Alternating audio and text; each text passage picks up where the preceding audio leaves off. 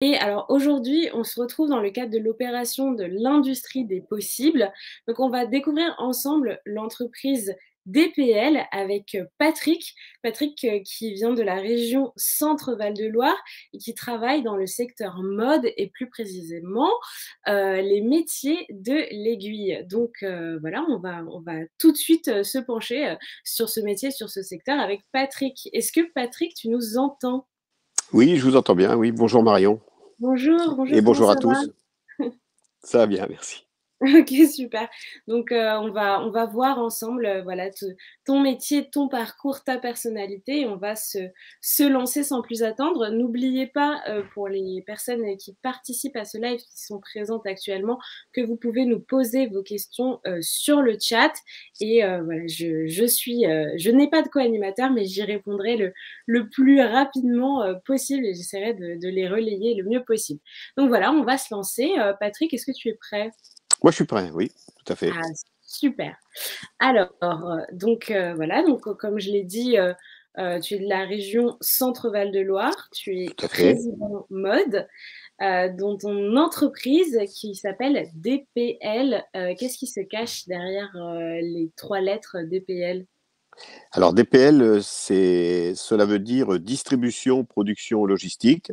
D'accord, Et plus communément, notre métier principal, notre cœur de métier, c'est la fabrication de vêtements. Et on a étendu un petit peu en proposant différents services, donc éventuellement d'assurer la distribution pour nos clients, la logistique, c'est-à-dire les transports, et puis bien sûr la production, ça c'est notre cœur de métier. Donc ça, je dirais que c'est notre métier de base.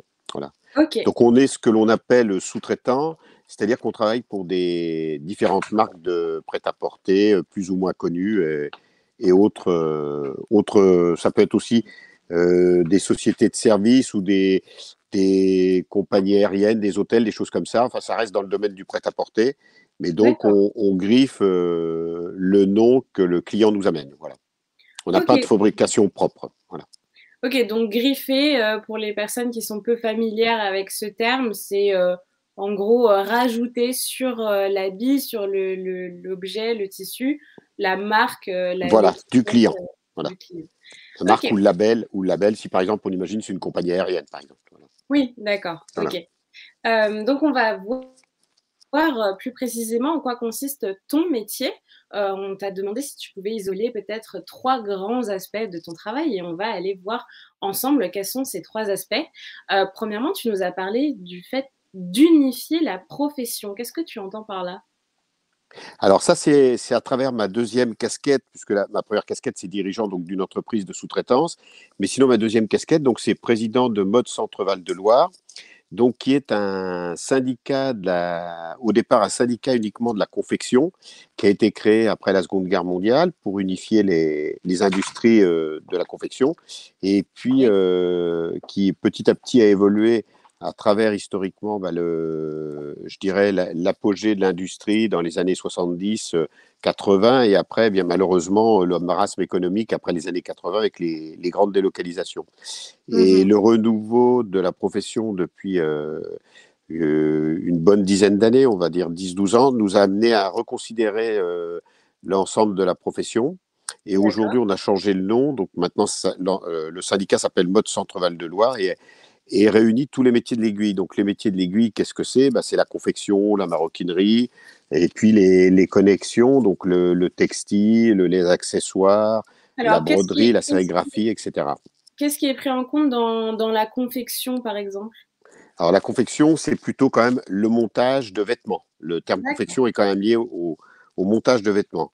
Donc là, on retrouve dans notre région différents acteurs, sachant avec chacun, je dirais, avec un savoir-faire particulier. Ça peut être du vêtement d'image, du vêtement professionnel, du vêtement de luxe, du prêt-à-porter propre. Il y a même des marques mondialement connues qui sont installées chez nous, qui ont leur D'accord. unité de production propre. Voilà. OK, et pour la maroquinerie, pour les personnes qui nous regardent, qui ne savent pas forcément, c'est les sacs, voilà, les Alors, c'est sacs, les principal. Alors, souvent, valises. on a en tête le sac, mais il y a tout. Il y a aussi les ceintures, ça peut être des Oui, bracelets de montre, ouais, ça peut être des bagages. Voilà, c'est assez étendu. Ça peut être OK. uniquement la taille. On a des tanneurs qui sont installés également dans notre région. Donc, ça peut être uniquement la production de peau et après, ça va chez un maroquinier pour fabriquer des objets avec. OK, Voilà. super. Bah, c'est très, très clair en tout cas. Donc voilà, il y a cette partie, du syndicat où tu as donc une part active, dans cette union. Voilà. Ensuite, tu nous as parlé également de la communication dans ton métier. Oui, tout à fait. Donc aujourd'hui, on souhaite communiquer sur l'ensemble de ces métiers parce que c'est des métiers qui sont en tension, qui redémarrent, comme j'expliquais, là, depuis une Mmh. douzaine d'années. Il y a vraiment un accélérateur, surtout depuis les 4-5 dernières années, notamment OK. avec des grosses campagnes sur le Made in France. Et le savoir-faire français sur ces produits-là est quand même particulièrement apprécié, notamment en Asie et aux États-Unis. Et du Mmh. coup, on assiste aujourd'hui, on a un gros besoin de main-d'œuvre dans ces secteurs-là. Donc, on tient absolument à communiquer d'une façon positive, montrer nos métiers, les expliquer, et puis essayer de capter des futurs candidats pour intégrer nos entreprises. OK. J'en profite pour poser une question, qui nous vient du chat. Ça veut dire quoi sous-traitant? Voilà, alors sous-traitant, donc ça veut dire que on a un outil de production que l'on met à disposition de clients. Donc en D'accord. l'occurrence, voilà, ça peut être un sous-traitant. Ben, nous, notre métier, c'est un sous-traitant en confection, donc pour les vêtements. Mais vous pouvez retrouver des sous-traitants, par exemple en aéronautique. C'est des gens qui fabriquent une pièce de l'avion. Ils vont faire une toute petite pièce, mais ils sont sous-traitants aéronautiques. OK, Voilà, super. voilà, Bah, c'est très, très clair. Merci voilà. beaucoup. Je pense que ça répond très bien à la question. Donc voilà, tu nous as parlé de la communication, de l'image, qui était importante de donner de la profession, notamment pour, bah, voilà, faire venir en fait, de nouvelles forces, de travail. Force vive, voilà. Voilà. Et puis, tu nous as parlé aussi, donc ça rejoint un petit peu, de pérenniser le secteur avec Tout à fait. notamment l'attraction de nouveaux candidats. Voilà, tout à fait. Donc ça, l'objectif, c'est de. Il y a donc deux paramètres à prendre en compte. On a besoin d'un renouvellement d'équipe pour des personnes qui arrivent en fin de carrière et qui Mmh. vont accéder à la retraite. Et puis, compte tenu du développement et de la demande, on a besoin d'effectifs supplémentaires par rapport à ça. Qui plus est, on a des nouveaux métiers, notamment au niveau de la conception, de la CAO, de la création, des achats, des postes nouveaux. Avant, lorsqu'on Ouais, était uniquement sous-traitant, on ne faisait qu'exécuter. oui, Aujourd'hui, on a quand même des postes d'achat, de création pour assister nos clients. d'accord. OK, donc il y a vraiment une diversification et Tout une à fait. amplification. OK, super. Voilà, Donc, une diversité de postes à pourvoir. ouais, mais ça, c'est super parce que s'il y a des personnes qui sont intéressées par Voilà, justement le secteur mode, de se dire qu'il y a plein de possibilités, de métiers différents et que, tout à fait. on peut y accéder par plein de manières différentes, en fait. Tout à fait. Et puis on a à disposition des outils de formation très Ouais. efficaces maintenant. Et donc je dirais, prendre des candidats qui n'ont pas forcément un cursus à la base sur ces métiers-là et que l'on va former en interne. Mmh. OK. Bah, ouais, Ou ça peut se faire aussi sous forme d'alternance, etc. Enfin, il y a ouais. diverses possibilités. Mais aujourd'hui, on accueille, je prends le cas chez nous, on accueille beaucoup de gens en alternance ou même à partir de zéro, quoi, à la D'accord, base, oui. vraiment. Et on les forme de zéro jusqu'à un certain niveau selon les besoins et les aptitudes aussi de chacun. Voilà. C'est vrai que l'alternance a vraiment le vent en poupe en ce Ah oui, moment. On en entend parler, tout le temps. Donc, c'est vrai il faut insister là-dessus parce que je dirais que enfin, là je reprends ma casquette d'employeur et de dirigeant d'entreprise. J'avoue que nous, c'est vraiment des profils qui nous intéressent énormément parce que qui dit alternance dit que la personne, bien souvent, elle est passée déjà par l'entreprise. Nous, c'est le mmh. cas. Là, on a eu 2 recrutements au 1er septembre. Bah, c'est 2 jeunes filles qui étaient venues à diverses reprises faire des stages chez nous. Donc, Ouais, on les connaissait déjà. Donc, voilà, donc on les a intégrés sans aucune difficulté. il y a déjà Donc une ça, c'est vraiment familiarité. Ouais. l'alternance aujourd'hui, je dirais que c'est vraiment la solution la plus efficace, pour intégrer, pour être sûr d'avoir un emploi à l'issue de ses études, quoi. Bon, les personnes qui nous regardent, vous Voilà, savez ce qu'il vous reste à faire.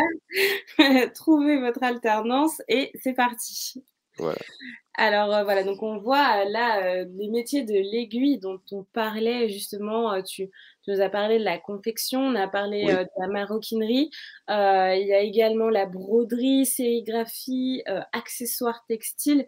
Qu'est-ce que c'est exactement la broderie et la sérigraphie, par exemple? Alors la broderie, c'est les petits logos que vous retrouvez, par exemple, je sais pas, sur un t-shirt, etc. Vous avez un petit logo fait avec du fil à coudre, donc ça, c'est brodé. Et la sérigraphie, donc ça, c'est brodé avec des machines mécaniques spécifiques. Et la sérigraphie, c'est plutôt, ça peut être soit sous forme d'un transfert qui est collé à chaud, ou ça peut être une injection d'encre dans le vêtement. Et donc, la finalité n'est pas tout à fait la même et l'utilisation n'est pas tout à fait la même. Il y a également le flocage qui s'approche aussi de ces méthodes-là. Flocage, par exemple, que vous allez retrouver sur les maillots de sport Oui, ou de la voilà, pour les fans sérigraphie, de oui. Voilà. sport, je Maillot pense de que foot, le nom du joueur avec le numéro dans le dos, voilà. C'est ah, ça. exactement. Donc, en soi, l'industrie, les métiers, de l'aiguille sont partout avec nous, sans qu'on s'en rende compte Tous les jours, forcément. voilà. Ils sont absolument partout. En tout cas, c'est hyper intéressant. C'est vrai que c'est hyper vaste. Moi, ma question qui peut sembler bête, mais en soi, voilà, du coup, on réunit sous le titre de métier de l'aiguille tout ce qui se fait principalement avec une aiguille? Oui, tout à fait, tout à fait. Donc il y a jamais de questions bêtes, donc faut toujours poser, c'est ce que je dis toujours à tout le monde, il y a jamais de questions bêtes. Non, non, non, ça réunit on essaie de réunir tous les métiers, liés à l'aiguille, hormis, les fakirs, donc ça reste à part, on le fait pas encore ça. Et les acupuncteurs, on les a pas non plus. Les D'accord. acupuncteurs, pardon. Mais sinon, je dirais que les gens qui peuvent coudre des vêtements ou des objets en cuir, enfin, ou des pièces en cuir, de la broderie, de la sérigraphie, accessoires, ça peut être un fabricant de bérets. Bon, ils sont D'accord. surtout connus dans le sud-est, dans le sud-ouest de la Dans le France. sud-ouest, ouais. Voilà. Aujourd'hui, bah, la mode des pantoufles. Là, nous, on a des fabricants de pantoufles dans notre région aussi, vous voyez? Ah Donc, ouais, voilà. d'accord. Donc ça, c'est vraiment c'est aussi à l'aiguille, c'est Oui, voilà, voilà, ça passe par une machine à coudre qui a donc une aiguille. Donc, d'accord, OK. automatiquement, on retrouve, voilà, L'aiguille. dans le textile, c'est plutôt la partie plus lourde de notre métier. Donc, en général, c'est plutôt des tisseurs, les gens qui tissent le Mmh. tissu. Mais dans le textile, il y a également les gens qui font la moquette, qui D'accord, font des bâches de camions, par exemple. Vous voyez, qui vont coudre ces gros OK. trucs-là. Les liners qu'il y a dans les piscines, ça va être plutôt la partie textile, vous voyez. Donc ça peut se faire Ah! par ultrason, ça peut se faire, c'est encore des machines proches. Alors un ultrason, il n'y a plus d'aiguille, mais ça reste dans des conceptions de notre métier quand même. Voilà, D'accord. donc vous voyez, c'est vaste, hein. On peut se Ah oui? retrouver, on peut dire, tiens, je travaille dans le textile et vous montez des piscines. Voilà. Oui, c'est ça. D'accord, ah c'est très intéressant. On a une question qui nous demande: «Est-ce que ça coûte cher?» Je pense, de faire broder ou de floquer, je pense que c'est de ça dont Oui, ouais, ouais, ça coûte cher du coup? c'est assez onéreux si on le fait à l'unité. Alors, vous retrouvez ça de plus en plus. Il y a des commerçants qui, Mmh, à titre indépendant, achètent une petite brodeuse. Ils vous marquent votre prénom, je sais pas, sur une chemise, mmh. un mouchoir, un objet.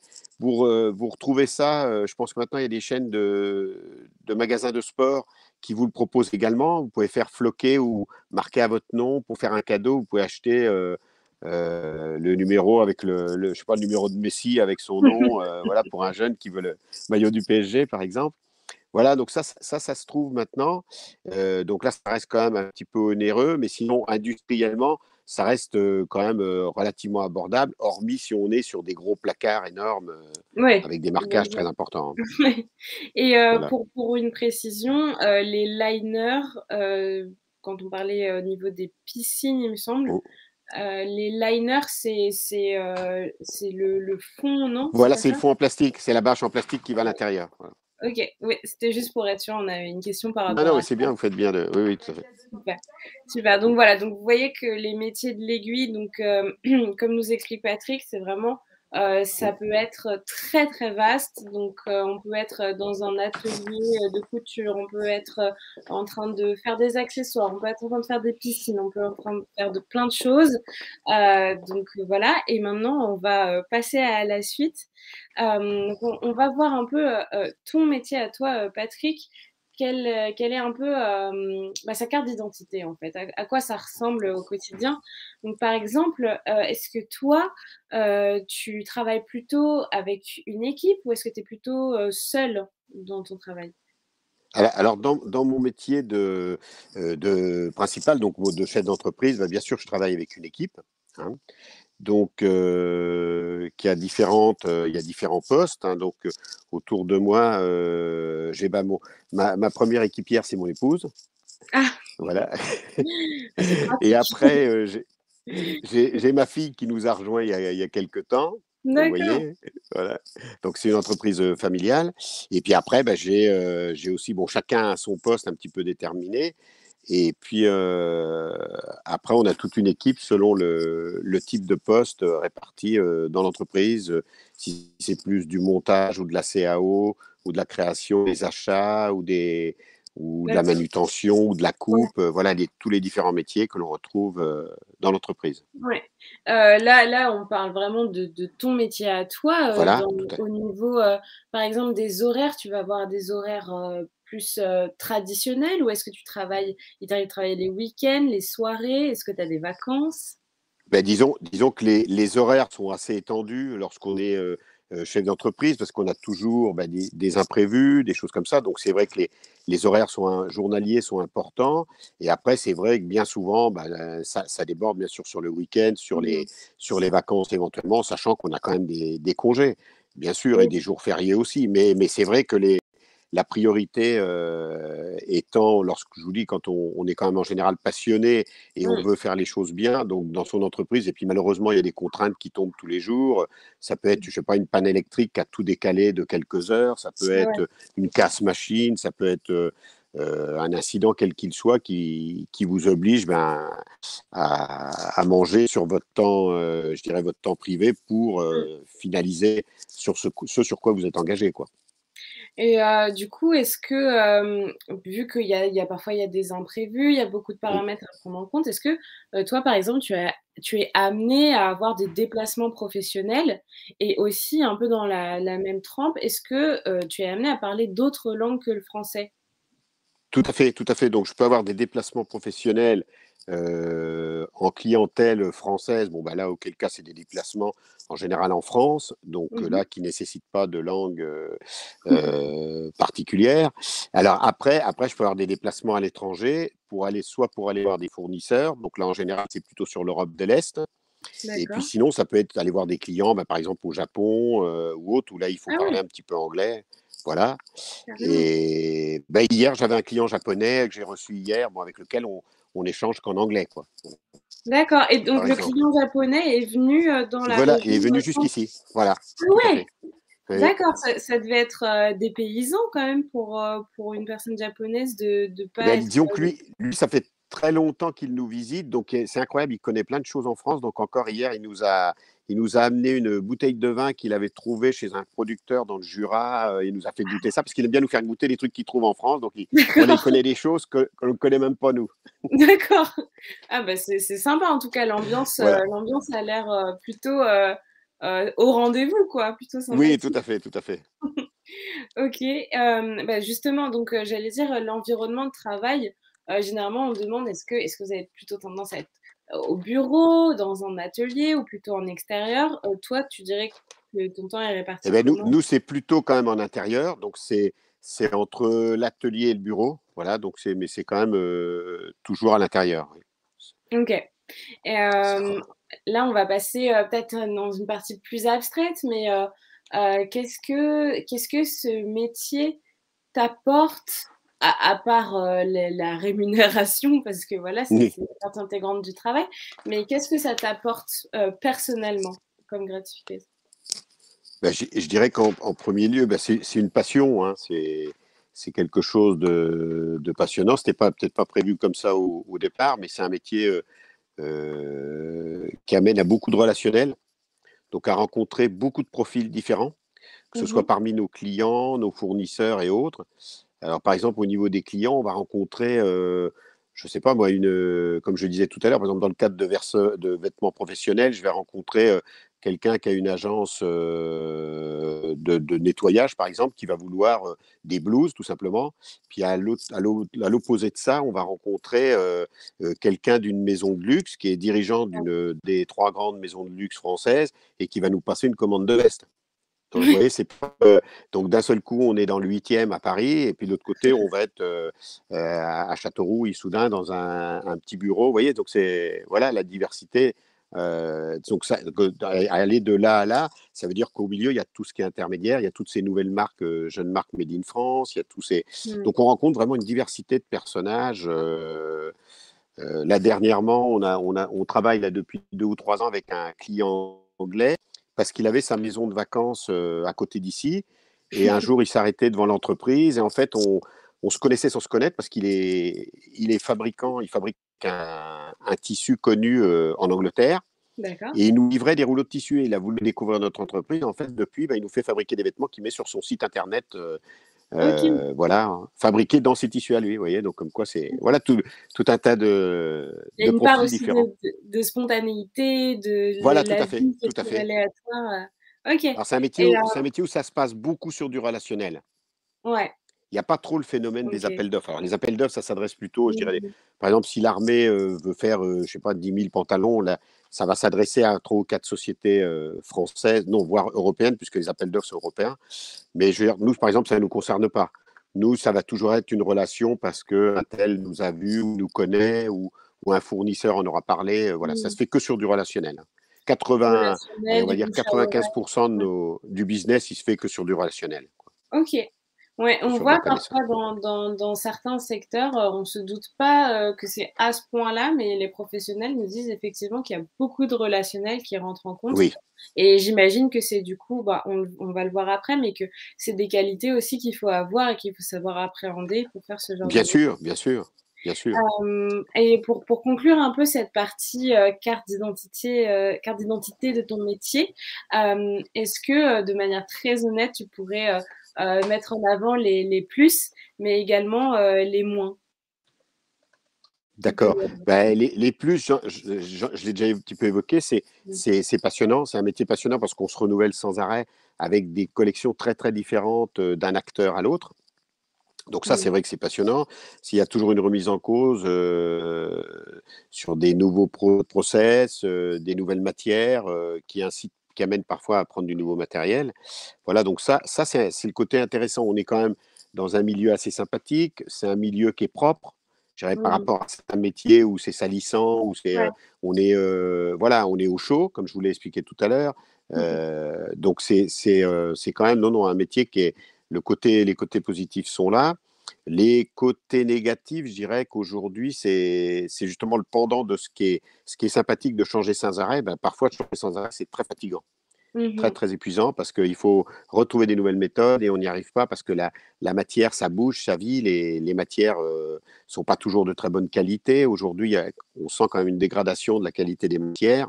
Mmh mh. Et donc, ça demande des adaptations de notre part, de réfléchir, de trouver des solutions qui ne sont pas toujours à la hauteur de ce que souhaiterait le client. Donc, c'est compliqué, il y a beaucoup de pertes de temps. C'est un métier où, justement, ce changement fait aussi qu'il faut être sans arrêt à fond, à fond, à fond. Et ce fait que Mmh. c'est un métier où on est toujours en retard. Toujours. Système. Et tout le monde, toute la chaîne, tout le monde, je le fais ce métier depuis déjà quelques années. Et je vois que ça n'évolue pas, quoi. Toujours, D'accord. toujours, il y a vous voyez un petit peu comme vous voyez les émissions à la télé, les défilés et tout, vous voyez tout le monde, Ouais, à chaque fois, il vous explique que tout est fait dans la un précipitation. beurre un truc, Eh bien, ouais. ça change pas. Alors que si vous voulez, les dates, elles sont connues. Les dates de Fashion Week, elles ont lieu 2 fois par an. Tout le monde les connaît depuis 50 ans. Les dates ne bougent pas. Mais pour se donner du stress, on a l'impression que les créateurs, volontairement, ils veulent pas se lancer à la bonne date. Ils font exprès d'attendre le Oui, dernier moment il pour tout lancer, voilà. procrastine, Et voilà. Et à un moment OK, donné, bah, tout ceci, il tombe chez vous parce que on est en bout de la chaîne et on fabrique ouais. le produit. Donc ça, Ça c'est le arrive, ça côté arrive. difficile, voilà. OK. Mais justement par rapport à ça, bah, heureusement enfin ça tombe bien qu'on en soit là. On a pas mal de questions, qui sont arrivées d'un coup. Alors premièrement, est-ce que c'est pénible, de se déplacer? Est-ce que c'est fatigant? Bah, ça peut l'être, mais je dirais que quand on est pris dans le rythme et que l'on est dans son métier, bah, moi personnellement, ça m'a jamais rien fait de spécial, mais je peux comprendre que il m'arrivait d'emmener 1 ou 2 fois des collaborateurs qui sont venus vraiment épuisés de 3 ou 4 jours intenses où on fait beaucoup de Oui, kilomètres, on passe et pendant plusieurs jours, on parle pas le français, donc c'est vraiment réfléchir encore plus. Donc on parle anglais 2 ou 3 jours. Oui, c'est vrai que ça peut être fatigant. C'est vrai que je pense, oui. on nous demande aussi, bah, justement à propos de parler, est-ce qu'il faut absolument parler avec un langage soutenu dans ce monde, on va dire dans le monde de la mode? Non, pas forcément. Non, non, non, non, non, non, non, non, non, pas forcément, hein. Et puis l'anglais n'est pas obligatoire, mais c'est recommandé comme partout, quoi. Ce n'est pas que dans Oui, notre profession, quoi. Mais aujourd'hui, c'est OK. préférable quand même. OK, mais quand par exemple tu échanges avec des collaborateurs que tu connais bien, tu pas toujours en train de faire, des pirouettes et de Ah parler, non, ah non, non, non, nécessairement. non, non, non, OK. non, non. Non, parce que c'est vrai il y a beaucoup, on reçoit des professionnels de la mode et on essaye, de quand on parle des clichés, par exemple, relatifs à la mode, Oui, on essaye un peu de défaire ces clichés que c'est vrai. tout est très, soutenu, un peu prout-prout et tout, mais voilà, mais c'est pas vraiment forcément ça, hein. Il y a bien sûr, il y a un langage spécifique, des us et coutumes, on va dire, mais c'est pas, que, ça, enfin, Alors j'imagine. ça, on va pas le retrouver chez nous. On va le retrouver plutôt chez nos clients, dans leur bureau à eux, chez les créateurs, etc. Mais Mmh mh. pas dans nos entreprises de Oui, confection, de montage. Voilà. OK, et enfin une autre question qui est arrivée, est-ce que c'est toi, Patrick, qui a brodé la veste que tu portes? Non, non, non, non, non. C'était pour montrer un exemple de broderie, voilà. D'accord. Celle-ci, elle a été faite, où, si enfin, si tu le sais? Sinon c'est Non, celle-ci, je ne sais pas. Celle-ci, je l'ai achetée dans le commerce. Je d'accord. pas, en Europe. OK. Bon, en tout cas, ça nous prouve que les personnes qui nous regardent suivent bien et prennent Exactement. bien attention aux détails, donc ça nous fait plaisir. Mm. Alors voilà, donc là, on te voit, bah, en train de faire ton travail tout simplement avec une, grosse pile, de classeurs et de dossiers, Oui. derrière toi. C'est quoi? C'est des dossiers, c'est des factures, c'est des contacts? Non, c'est principalement des dossiers clients. D'accord, OK. Voilà. Donc ça fait beaucoup quand même. Oui, oui, oui, oui, oui. C'est vrai qu'on a une particularité. C'est vrai qu'on a un éventail de clients, comme j'expliquais tout à l'heure, et relativement important, ce qui amène encore un petit peu plus de complexité, mais du coup, qui n'amène pas de dépendance financière vis-à-vis d'un seul client. Oui, ouais, Voilà, c'est ça un peu peut une être stratégie aussi. Et voilà. OK. Ah, alors on a une question qui est arrivée. Est-ce que tu travailles du coup sur la Fashion Week? Enfin, on a un petit peu répondu, mais est-ce que toi, directement, tu es inclus sur la Fashion Week? Oui, oui, tout à fait. Ben, on nous sollicite pour monter les pièces de défilé que vous allez voir justement lors de ces défilés. Donc ça, on est sollicité Mmh. suffisamment tôt chez certains, et toujours trop tard chez d'autres. Voilà, donc c'est ce qu'on expliquait, là dans Oui. le retard, dans les métiers et dans les Fashion Week. Donc comme, vous le savez, enfin comme on l'a dit, il y a 2 Fashion Week. Il y a, l'automne-hiver et le printemps-été, si je ne dis pas de Mmh. bêtises. C'est ça. Et donc en fait, les créateurs doivent, montrer leur collection durant ces Fashion Week. C'est très serré dans le temps parce qu'on a une semaine pour montrer le C'est ça. travail d'une demi-année. Donc Mmh. c'est très peu pour une durée très Ouais, longue c'est de vrai. préparation. Et en fait, tout simplement parce que, imaginez-vous quand même qu'il faut imaginer une collection, il faut la dessiner, il faut, avoir tous les sous-traitants, les matériaux, tout ça, tout assembler et ensuite les présenter. Donc c'est très, très long, sans compter la scénographie, les mannequins et cetera et j'en Oui. passe. Donc c'est des véritables shows, en fait. C'est vraiment des Aujourd'hui, oui, c'est le cas. Oui. Oui. Mmh. et en fait, comme vous vous doutez, un créateur quand il dessine une robe, par exemple, et ben, il va pas avoir directement sous les mains, le tissu pour la robe ou les broderies ou et cetera. Donc c'est ça qui peut prendre énormément de temps.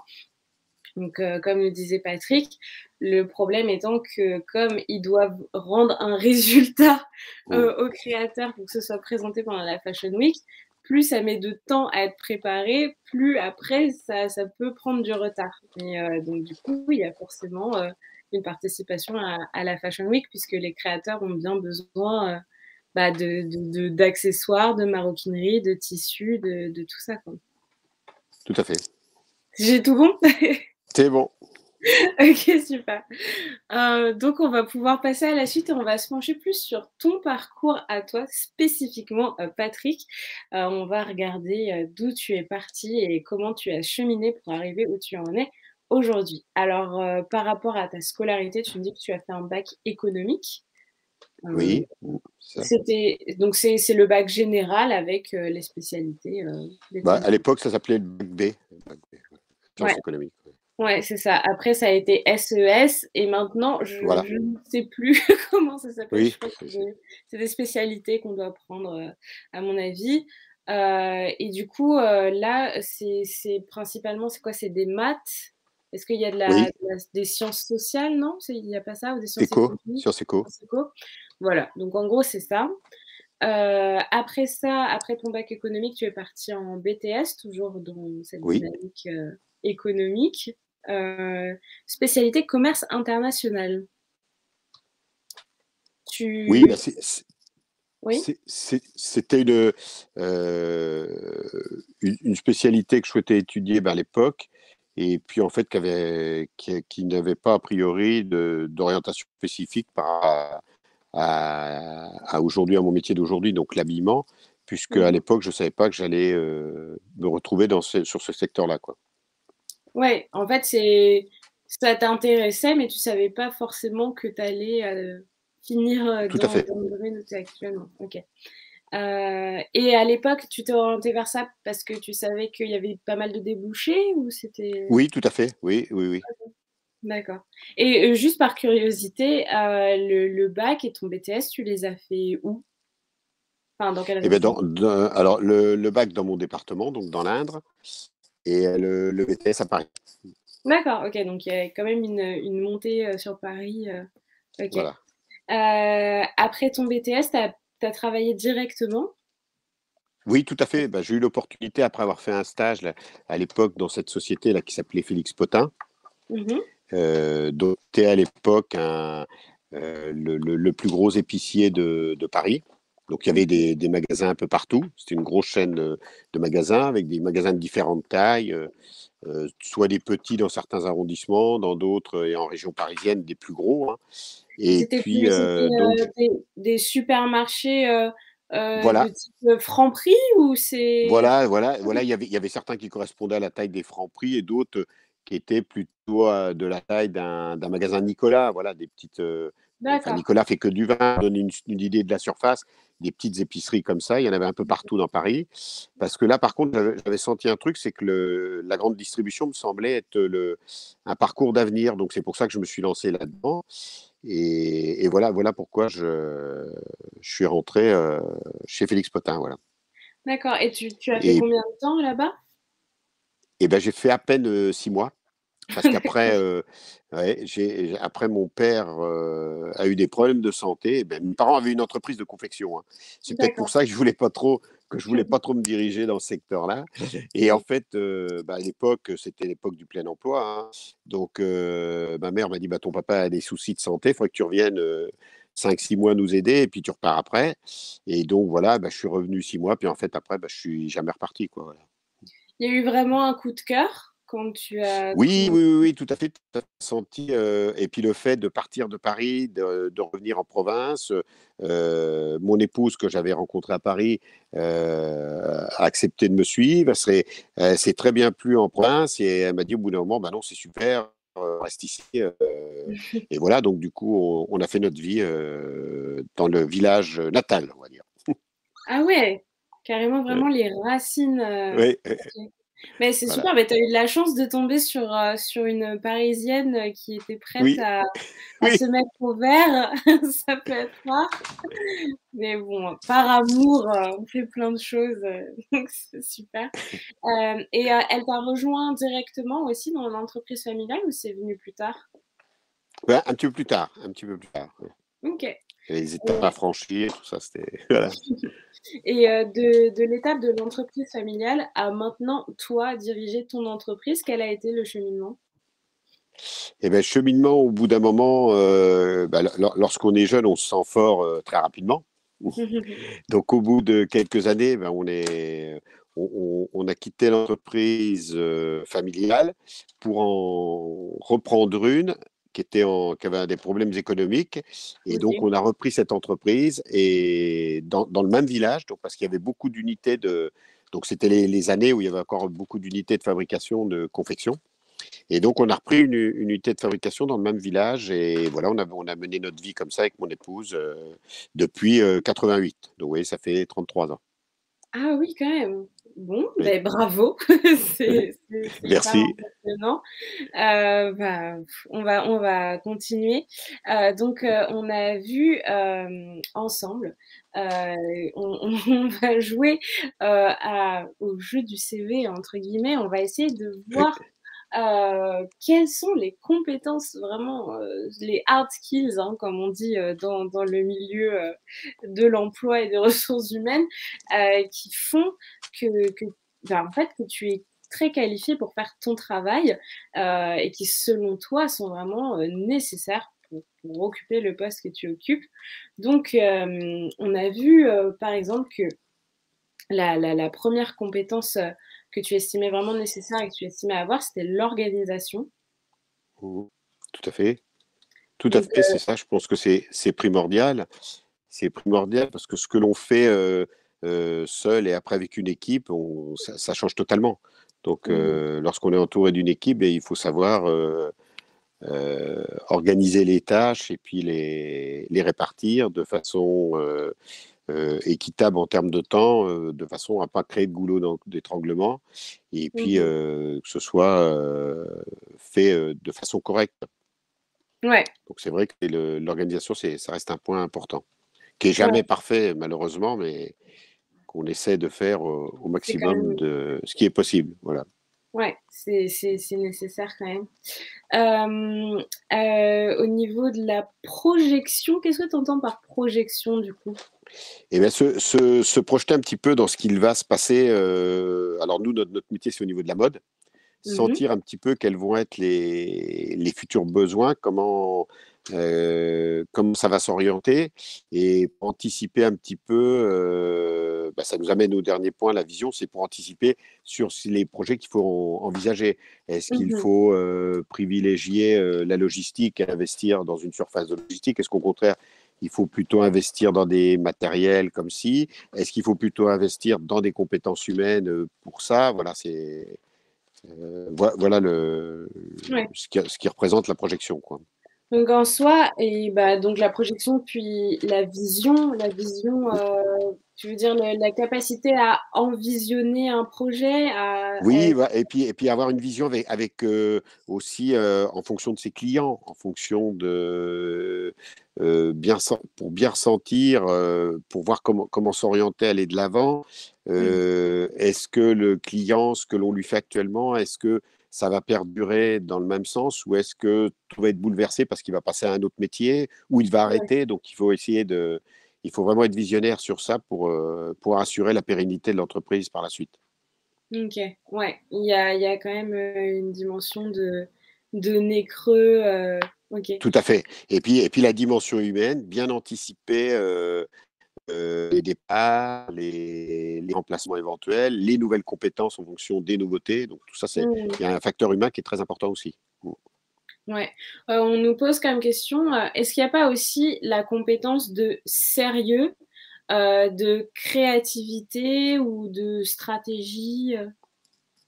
Je Alors pense que c'est vrai que pour nos clients, ce qui va être rassurant pour eux, et en effet, c'est le sérieux, l'ancienneté, la pérennité. Hein, nos clients, ils ont intérêt à s'adresser à quelqu'un qui va être sûr de réaliser ce qu'ils souhaitent. mmh Donc ça, c'est quand même très très important. Ils confient en général je dirais un petit peu du capital de chez eux parce qu'ils nous confient des matières, des fournitures, des choses, leurs dessins techniques, leurs modèles. Donc il faut qu'il y ait un climat de confiance. mh. Donc c'est vrai qu'en effet, il faut avoir une relation vraiment de sérieux pour acquérir cette confiance, quoi. Et quant au terme de créatif ou de stratégique, qu'est-ce que tu en penses? Oui, également, également. Alors au niveau créatif, je dirais que nous c'est pas trop l'objet. On va être plutôt créatif sur des idées de montage, mais Mmh. logiquement, le modèle, c'est quand même notre client qui l'a créé. C'est notre Oui, client oui. qui va nous amener un modèle créé. Donc, on va plutôt être créatif pour solutionner les problèmes de montage. Oui, voilà, c'est ça. Je pense que c'est ce qui était sous-entendu dans la question Voilà. aussi, hein. Alors tout ça, ça se fait aussi par rapport à ce qu'on a dit tout à l'heure, par rapport à une ancienneté, par rapport à des équipes compétentes qui ont un savoir-faire, tout à fait. Mmh. Et on t'avait demandé, de nous citer, pour illustrer ces compétences, un personnage qui a marqué, ton enfance ou enfin qui t'a marqué et tu nous as dit Napoléon. Pourquoi Napoléon? Je dirais que ça résume bien un petit peu les critères que je vous ai annoncés, c'est-à-dire une organisation, une stratégie, une projection dans le temps et une vision aussi, puisqu'aujourd'hui, aujourd'hui, on voit bien qu'on a hérité de beaucoup de choses du fameux code Napoléon. Donc, notamment, là, si autour de nous, on a des lycéens, par exemple, le bac, il faut savoir que c'est Napoléon, par exemple. D'accord. Les ponts et chaussées, si on a des voiries, etc. Voilà, des choses comme ça. Bon, il y a beaucoup, beaucoup de choses qui sont restées. Donc, ça veut dire que je dirais que c'est quand même quelqu'un qui voyait des choses. Curieusement, c'est toujours compliqué, mais c'est bien de l'analyser avec le recul. Mais de se dire qu'il a fait des choses en 1800, on est en 2021, ouais, il y a 220 ans et qui sont là. Ouais, il y avait Je sais vraiment pas une je sais pas si on peut citer je sais pas si nos derniers présidents de la Ve République, s'il y a beaucoup de choses qui vont rester derrière eux, d'édifier de cette façon-là, quoi. bah, Dans 220 ans, je sais pas. ouais, Voilà. on sera plus là dans 220 ans Voilà. pour vérifier, mais c'est vrai que du coup, il y a ce côté vraiment d'illustrer cette capacité à se projeter, à Voilà. voir vers l'avenir et à avoir encore une fois le nez creux, enfin, c'est-à-dire à être capable Voilà. d'anticiper et d'imaginer, de quoi l'avenir sera fait, quoi. Tout à fait. Et au niveau de tes soft skills, on a parlé des hard skills, des compétences, on va parler des soft skills qui sont plutôt tes qualités.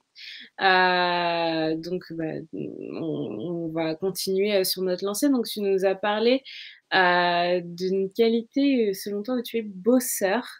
Tu serais un acharné de travail. Si vous voulez, c'est vrai que lorsqu'on est chef d'entreprise, automatiquement, ça passe par cette étape-là. Je veux dire que si vous n'êtes pas conscient qu'il va falloir travailler beaucoup plus que, je dirais, la normale, il ne faut pas l'envisager, quoi. Et je pense que ça se fait naturellement. Je dirais quoique on a des exemples de gens qui s'imaginent pas de l'ampleur de la tâche. Mais vous pouvez pas dire, tiens, comme on l'évoquait tout à l'heure, vous parliez d'une casse-machine. Il y a une casse-machine à 17 heures, je vais pas dire à 17 heures, je m'en vais. Il faut trouver la solution, même si ça nous emmène jusqu'à 18 heures, 19 heures, 20 heures, 21 heures, mais il faut que ce soit réparé absolument pour le lendemain matin, quoi. Mmh. Donc voilà, ça c'est. Mais je pense que, enfin, pour moi, c'est quelque chose de naturel. Mais c'est vrai que parfois, ça surprend les gens, quoi, voilà. Oui, Ça c'est surprend c'est les vrai que gens. comme c'est une qualité que toi tu as, tu te dis pas forcément que c'est, puisque comme toi tu la possèdes, elle te paraît normale et c'est peut-être confronté à d'autres situations ou d'autres personnes que tu te rends compte à quel point, tu travailles et tu es bosseur. Voilà, c'est plutôt ça, voilà. Après, c'est peut-être pas forcément une qualité, hein. C'est- Bah, c'est en fait, je pense que tout peut être une qualité et parallèlement un défaut en fonction de la situation ou en fonction de si c'est poussé à l'extrême ou pas, mais moi en tout cas ça me semble être une qualité. D'accord. Et d'ailleurs, je pense que ce qui va beaucoup avec le fait d'être bosseur, c'est que tu nous dis aussi que tu es passionné. Oui, Passionné avec 2 N, il y a une petite coquille dans la présentation, mais c'est pas on oui, nous entendra par rigueur. oui. Donc toi vraiment tu as un amour pour ton métier en fait. Tu es Oui, vraiment, oui, tout à fait, tout à fait. Mais c'est un métier passionnant, comme je le disais tout à l'heure, rageant par moments parce qu'il y a un stress très important. Mais c'est vrai que c'est passionnant. La diversité de choses que l'on peut faire et la diversité de métiers dans le même métier, c'est impressionnant. Et il faut être passionné pour le faire. Si on n'est pas passionné, on ne peut pas oui, le réussir correctement. mais c'est peut-être un C'est peu les vraiment 2 être. versants d'une même pièce en fait. Plus on est passionné, plus on est travailleur et on Voilà, tout à travaille fait. C'est par ça. passion. OK. c'est ça. Et il y a une autre qualité, dont tu nous as fait part, c'est que tu es sociable et que tu as une grande capacité à t'adapter à un nouveau milieu. Ça, c'est pratique. Oui, ça, c'est un peu le cas. Oui, c'est pour ça là que j'ai. On évoquait tout à l'heure mode Centre-Val de Loire. Donc oui, donc à travers par exemple Rôle Lab, eh je rencontre aussi différents services, différents chefs d'entreprise, etc. Donc il faut s'adapter à tous ces milieux-là. Je pense qu'aussi c'est lié à la diversité de clients que j'évoquais tout à l'heure. Hein, c'est pareil, on rencontre des clients très jeunes, d'autres plus âgés. Des clients prestigieux, enfin prestigieux de par leur renommée, et Oui. d'autres qui sont pas encore connus, mais qui seront peut-être demain. Voilà. Donc, Mmh. donc, faut s'adapter à tout le monde et essayer de transmettre un discours qui soit compréhensible pour tout le monde. Voilà. Ouais, OK. Bah, c'est super. On a vu d'où tu venais, ce que tu avais fait, ton métier, ton parcours, ta personnalité et maintenant on va voir, quels sont un peu les clichés relatifs à ton métier. Par Oui. exemple, tu nous dis dans un premier cliché, «Cette industrie est vieillotte». Qu'est-ce que tu as à répondre à ce cliché-là, que cette industrie serait vieillotte?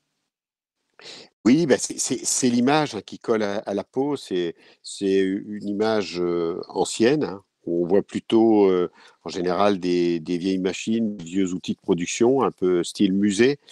Et aujourd'hui, bah, c'est faux. C'est faux. Donc, on voit bien aujourd'hui l'émergence de toutes ces jeunes marques. euh, avec aussi l'ensemble des entreprises en France, vous pouvez les visiter maintenant. Moi j'invite à venir visiter chez nous. On a vraiment, on voit les entreprises sont très bien équipées, sont bien Ouais, adaptées. Les conditions de travail sont parfaitement correctes. Il n'y a plus les conditions de travail à la chaîne, les choses comme ça, quoi. C'est ouais. c'est dépassé, quoi. Donc, là, tu as répondu en fait aux 2 clichés que tu nous as indiqués. Le premier cliché, c'était que Oui, un petit peu les l'industrie deux en serait même temps, voilà, vieillotte. tout à fait.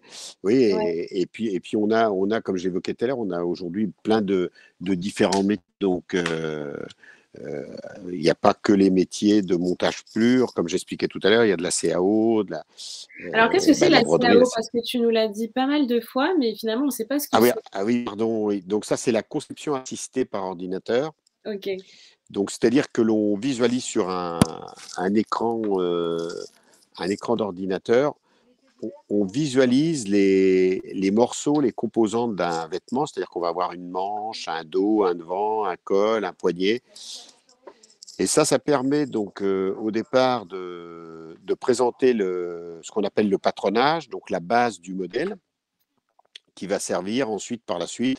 Donc, ça, on va faire une mise au point. Par exemple, on prend l'exemple d'une veste. On va avoir nos morceaux de dos, de manches, de col. On va regarder si tout tombe bien, si c'est bien d'aplomb.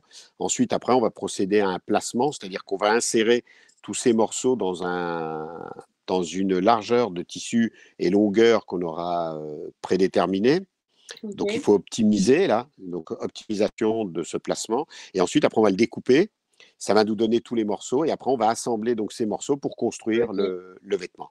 Donc, le travail de CAO aujourd'hui, c'est quelque chose qui est dans nos entreprises depuis, pour nous, 95, oui, Oui, quand donc même. 90, oui, c'est des métiers, je dirais, récents. Mmh. Parce qu'avant, la CAO, comme je le rappelle à ce que je disais tout à l'heure, le sous-traitant, c'était vraiment la personne qui ne faisait qu'exécuter. Donc, on lui envoyait les Mmh. matières premières, on coupait, on montait, on ne se posait pas de questions, on ne faisait pas les placements, etc. Tout ça arrivait chez nos clients. Et aujourd'hui, en fait, tous ces métiers-là sont transférés chez nous. Donc, chez nous, il y a des modélistes, il y a des dans la CAO, il y a des patronniers, etc. Donc, tous ces métiers qui n'existaient pas, donc qui sont nouveaux et qui intègrent nos entreprises. Donc on peut bien voir que donc c'est pas une industrie vieillotte, qu'il y a toujours un Non, non, non, tout développement à et fait. une adaptation, Oui, à nos modes de vie aussi tout simplement, hein, tout à aux fait, tout à fait, exigences, des clients, aux exigences de plein de choses en fait et tout de à la fait. même manière du coup tu nous parles de la CAO, je pense que ça va bien aller et ça va bien répondre à ce deuxième cliché comme quoi le travail est laborieux. on n'est plus du tout sur un travail à la chaîne, répétitif, difficile, et cetera. C'est plus du tout comme ça. Les conditions de travail ont vachement changé. Non, non, non, tout à fait, oui. Tout Mmh. à fait, tout à fait. Non, non, on est aujourd'hui sur une diversité de produits et de matières dans les entreprises qui amènent à ce que les personnes ne soient pas à travailler sur le même poste, je dirais, pendant des semaines ou des mois. Ouais. Aujourd'hui, les opérations changent quasiment toutes les semaines, quoi. OK, ouais, donc c'est Voilà. hyper diversifié Oui. et c'est beaucoup plus, gérable pour oh là, on a toutes les alarmes, toutes les sonneries, de la Ah, terre, mais en ah, même temps, peut-être ah, tout c'est de chez moi. que je Là, j'en ai une. C'est bon? c'est les aléas du direct et c'est aussi, Voilà. quand on est une entreprise très demandée, qui Oui. réussit, bah, voilà, on a beaucoup d'appels. Donc voilà, c'est logique. On arrive sur la fin de ce live, Patrick. On va prendre un moment. Est-ce que tu aurais peut-être une anecdote marquante que tu aurais envie de nous raconter? Un message à diffuser, des conseils? Un message important, oui, moi je vous invite déjà en première étape, moi je peux conseiller, comme je l'ai expliqué tout à l'heure, l'alternance. Je pense que c'est une bonne chose pour la formation et puis pour ensuite trouver un poste. Ensuite, le message important, bah, c'est venez consulter ces métiers de la confection, de la maroquinerie, enfin tout ce qui est autour de l'aiguille. C'est des métiers qui recherchent du personnel. Il y a beaucoup de postes intéressants, donc moi je vous invite à venir nous voir et à intégrer nos entreprises. Qui plus est, la plupart de nos entreprises sont situées sur des bassins d'emploi en province qui sont relativement plaisants, où les coûts de vie sont modérés par rapport aux grandes villes. Donc voilà, Ouais. C'est sûr qu'en plus, avec la période Covid, on a vu qu'il y avait beaucoup de personnes finalement bah, qui quittaient les grandes villes et qui préféraient aller vers une douceur de vie entre guillemets provinciale. Et ça peut, voilà, on n'est pas obligé d'être tous agglutinés sur Paris. Voilà, il y a plein de choses à faire. Il y a plein voilà, tout à fait. de secteurs, de métiers qui recrutent en dehors de Paris. Donc voilà, comme tu l'as si bien dit, Patrick. Et puis c'est vrai que l'alternance, ça reste vraiment le number one, le conseil de tous nos professionnels parce que c'est vraiment c'est l'idéal en fait de continuer à apprendre sur la théorie et Tout d'avoir à la fait. pratique et d'être déjà familiarisé avec une entreprise, c'est quand même le top du top. Voilà, tout à fait. Quoi. Et si je peux me Bah, en tout permettre, cas, je pense qu'il n'y avait pas de... Oui, ouais. oui, oui. Oui, c'était juste en finale aussi ce que je voulais dire. C'est comme je l'ai rappelé tout à l'heure, avec toutes les possibilités de formation que l'on a aujourd'hui, on peut recruter des gens même qui n'ont Oui. pas choisi dès le départ des orientations spécifiques à ces métiers. Voilà. Ouais, oui, oui, tu fais bien de le dire, effectivement. C'est vrai que, en plus, nous, chez MyFuture, on met vraiment en avant l'aide à l'orientation, mais aussi à la réorientation. Et on n'est pas Oui, obligé, en fait, de savoir directement ce qu'on veut faire. On a le droit de se tromper, on a le droit de se chercher. Et c'est bien, justement, que tu le précises parce que il est totalement possible de commencer quelque part et de se réorienter, d'être voilà. reformé à autre chose. Et c'est bien que tu te dises que bah, justement, dans le métier de l'aiguille, etc., il y a vraiment une capacité à rediriger et à reformer. Donc, c'est super ça. Merci. Voilà. Merci. Je pense qu'on n'a pas de questions supplémentaires. Donc, je voulais vraiment te remercier énormément, Patrick, de nous avoir fait découvrir les métiers de l'aiguille.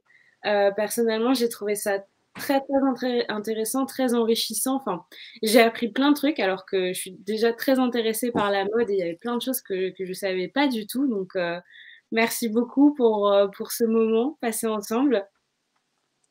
Merci. Et j'espère que ça vous a plu aussi. Alors, on vous rappelle qu'on est dans le cadre des découvertes des métiers de l'industrie. Donc, le prochain live est une visite virtuelle qui a lieu là, à 16h, tout simplement. Ce sera avec Amzian. C'est l'entreprise Vanstéo. J'espère que je le prononce correctement. Et voilà, donc rendez-vous, connectez-vous à 16h pour cette visite virtuelle si vous en avez l'opportunité. Et je veux juste vous rappeler, et j'ai ma petite fiche sous les yeux qui va arriver bientôt, mais excusez-moi. Si vous voulez participer, voilà. Si vous voulez participer au concours Je filme le métier qui vous plaît, réalisez vous aussi votre vidéo de 3 minutes sur un métier, participez et la finale se tiendra au Grand Rex avec Danny Boone en président du jury qui remettra le Grand Prix. Voilà.